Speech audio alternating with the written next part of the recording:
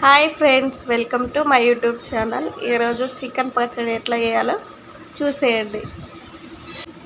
ఒక కడాయి తీసుకోవాలి. కడాయిలో ఆయిల్ వేసుకొని చికెన్ వేసుకోవాలి. ఇట్లా మంచిగా వేపుకోవాలి. ఇట్లా వేపుకున్న తర్వాత మనం ఎల్లిపాయలు తీసుకోవాలి. ఎల్లిపాయలు తీసుకొని వాటిని మొత్తం దంచుకోవాలి. ఇవి దాటికి సరిపడా తీసుకొని దంచుకొని చికెన్లో వేసుకొని మొత్తం ఇట్లా కలుపుకోవాలి. దీనివల్ల మంచి ఫ్లేవర్ వస్తాయి. పసుపు వేసుకోవాలి. మంచిగా వాటిని కలుపుకోవాలి.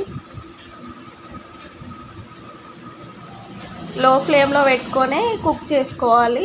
హై ఫ్లేమ్లో పెడితే మొత్తం మాడిపోతుంది. ఇట్లా కలుపుతూ ఉండాలి.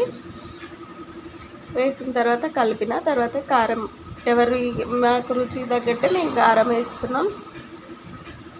మీరు కూడా మీకు రుచికి తగ్గట్టు కారం వేసుకోండి.